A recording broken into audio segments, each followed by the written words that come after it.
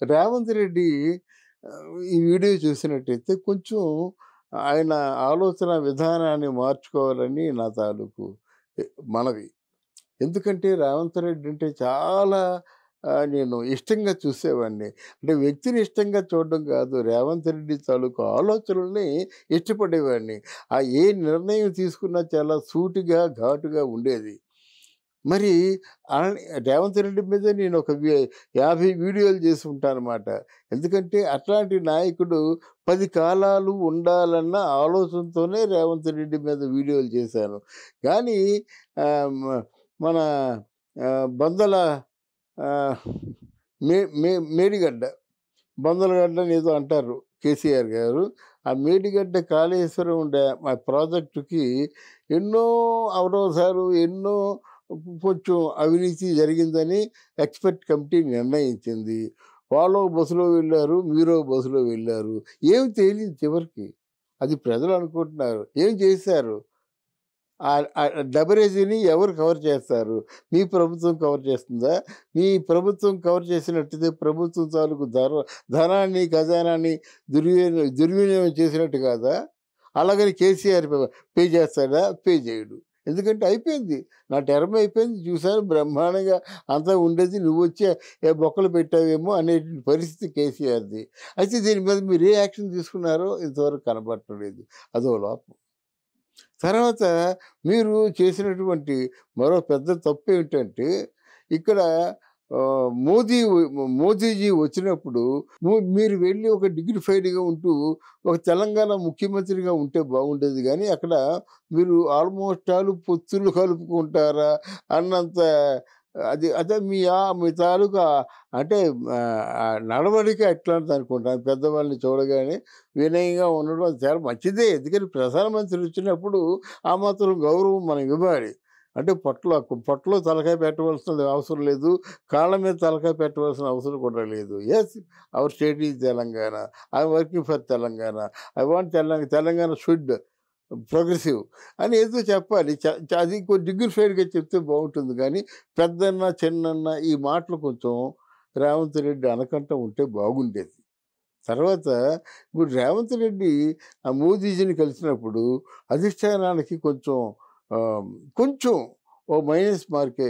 మీరు అంతగా కావలించుకోవాల్సిన అవసరం లేదు. ఎందుకంటే మీరు పోరాడవలసిందే మోదీతో. మీరు సపోర్ట్ చేయవలసిందే రాహుల్ గాంధీని. అంటే మీరు రాహుల్ గాంధీని ప్రధానమంత్రిని చేద్దామన్న ఆలోచనతోనే మీరు దిగారు. అట్లాంటప్పుడు మీరు ఎంత ఆహ్, కొంచెం ఆలోచనాత్మకంగా ఉండాలి. ఈ మేడిగడ్డని ఏదో క్లియర్ చేయండి.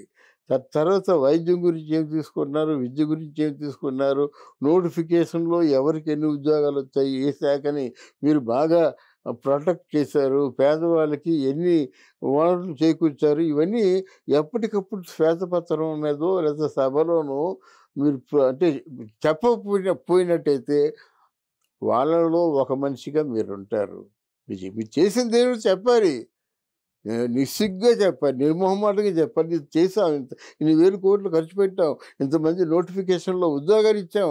ఇన్ని వనరులు చేకూర్చాం. ఈ 3 నెలల్లో 4 గ్యారంటీలను అమలు చేశాం అని చెప్పకపోతే ఎలాగండి? చెప్పకంటే మామూలుగా సైలెంట్ అయిపోవడం ద్వారా ఎందుకు మీ ద్వారా సైలెన్స్ వచ్చిందనేటువంటి ఒక డౌటు ప్రజల్లో అంటే ముఖ్యంగా మేధావి వర్గానికి వస్తుంది. ప్రజల్లో కూడా వస్తుంది. మీరెప్పుడూ పోరాటం ప్రత్యర్థులతో చేయవలసిందే. మీ పోరాటం మీ వ్యక్తిగతమైనది కాదని ప్రజలు తెలుసుకోవాలి. మీ పోరాటం కేవలం తెలంగాణ సంక్షేమం కోసం అనే విషయాన్ని ప్రజలు తెలుసుకోవాలి. ఆలోచనాత్మకంగా ఉండాలి గానీ, మీరు కొంచెం కొంచెం ప్రెజర్ ఏదో మీ మీద ఉన్నట్టుగా నాకనిపిస్తుంది. అంటే రాజకీయాల్లో ప్రెజర్స్ ఎప్పుడూ కూడా ఉంటాయి. ప్రెజర్ లేని రాజకీయం ఉంటుంది. రాజకీయం అంటే తలనొప్పి. ఆ తలనొప్పి పెట్టుకున్న తర్వాత భరించాలి.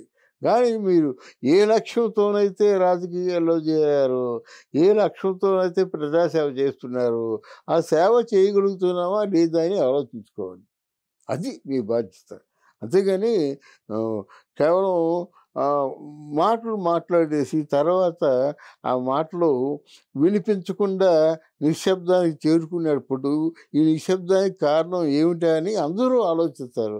అలాగ ఆలోచించే అవకాశం మీరివ్వరని నేను నమ్ముతున్నాను. రేవంత్ రెడ్డి గారు మీరు మంచి పరిపాలన అందిస్తున్నారు.